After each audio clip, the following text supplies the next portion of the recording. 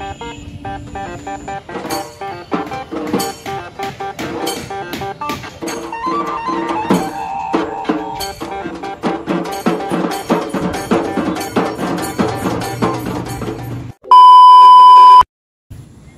বন্ধুরা, সবাইকে ওয়েলকাম আরও একটা নতুন ব্লগে। তো আজকে এসেছি আবারও কল্যাণীতে। আর কল্যাণী আজকে আমি হয়েছি একদম A9 স্কোয়ার পার্কে।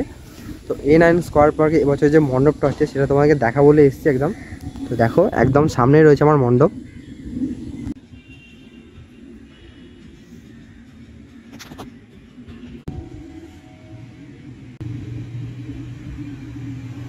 তো এবছর A9 স্কোয়ার পার্কে কী থিম হচ্ছে সেটা তোমাদেরকে জানাবো।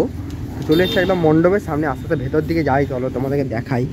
দেখো এখানে কিন্তু অনেক কিছু স্ট্রাকচার তৈরি হচ্ছে, দেখতে পাচ্ছ। যেহেতু আর মাত্র 30টা দিন হাতে বাকি পুজোর, দেখতে পাচ্ছ এখানে কিন্তু বাটান দিয়ে গোল একটা স্ট্রাকচার তৈরি করা হয়েছে। তো এগুলো হচ্ছে বিভিন্ন মণ্ডপের স্ট্রাকচার, দেখতে পাচ্ছ ভেতরেও কিন্তু রয়েছে। আর এটা জাস্ট মানে মণ্ডপটা কিন্তু ছোটোর ওপরে আছে, কিন্তু চারদিক দিয়ে অনেকটা জায়গা নিয়ে কিন্তু মণ্ডপটা তৈরি করা হয়েছে। দেখো তোমাদেরকে সামনে থেকে গিয়ে দেখাই। আর এইটা হচ্ছে এন্ট্রি গেট, তবে এখান থেকে সিঁড়ি হবে। তো মেনলি হচ্ছে এইখান দিয়ে এন্ট্রি হয়, দিয়ে এখানে সিঁড়ি থাকবে, সিঁড়ি উঠে হচ্ছে মণ্ডপের ভেতরে তোমাদেরকে প্রবেশ করতে হবে। তো আর একদম মণ্ডপের ভেতরেও অনেক কাজ আছে, সেগুলো তোমাদেরকে দেখাবো। এখন বাইরের স্ট্রাকচারগুলো তোমাদেরকে আগে দেখিয়ে নিই।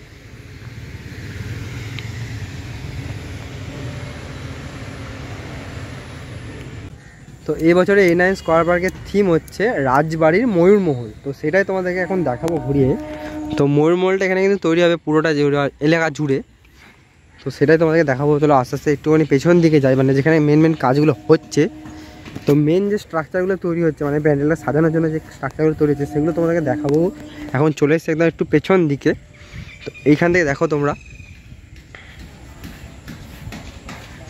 তো দেখো এইদিকে কিন্তু প্রচুর স্ট্রাকচার তৈরি হচ্ছে। এদিকে কিন্তু লোহার স্ট্রাকচারও কিন্তু তৈরি হয়েছে, দেখতেই পাচ্ছ।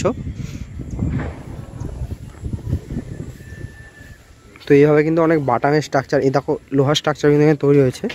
মানে ময়ূরের যে ডিজাইনগুলো হবে সেগুলো কিন্তু এখন লোহার স্ট্রাকচার তৈরি করেছে, পুরো একদম লোহার পাইসিক দিয়ে। তো যেহেতু এগুলো জং যাতে না ধরে, তাই এখন প্রাইমার দিয়ে রং করা হচ্ছে। তো একটু ভেতর দিয়ে গিয়ে তোমাদেরকে দেখাবো ভেতরে কাজ কতটা এগিয়েছে, চলো। তো দেখো এখানে কিন্তু এই লোহার স্ট্রাকচারগুলো এখন রং করা হচ্ছে, তো জং না পড়ে।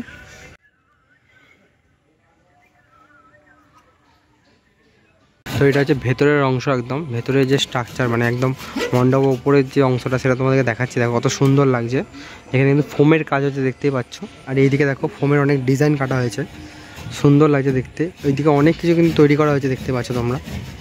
মানে ভেতরে একদম রাজবাড়ির মন্দিরমহল যেমন হয় সেই জিনিসটা এখানে তৈরি করা হচ্ছে।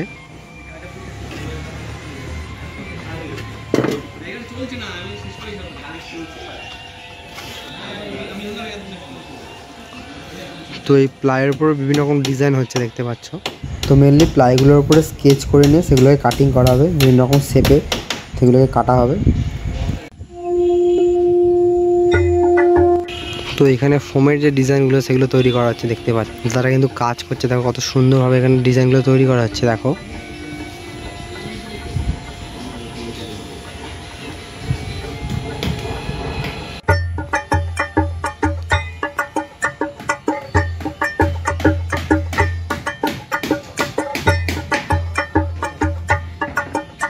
এইটা হচ্ছে মেন জায়গা, মানে যেখানে হচ্ছে মায়ের মূর্তি থাকে, সেখানে স্টেজ করা হয়, তার উপরে কিন্তু মায়ের মূর্তি থাকে।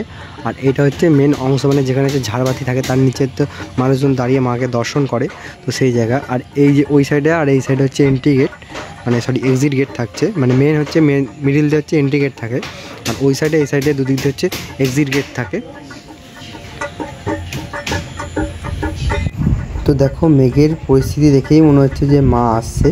শরতের যে মেঘের একটা ভাষা, মেঘের আভা, সেটা কত সুন্দর লাগছে। আর তার নিচে মণ্ডপটা অসাধারণ লাগছে। তো এখনও কিন্তু মণ্ডপটা সেভাবে সেজে ওঠেনি, তোমাদেরকে জাস্ট যেটুকু কাজ সেটুকু দেখালাম। তো তোমাদেরকে ঘুরিয়ে দেখালাম A9 স্কোয়ার পার্কের প্যান্ডেল।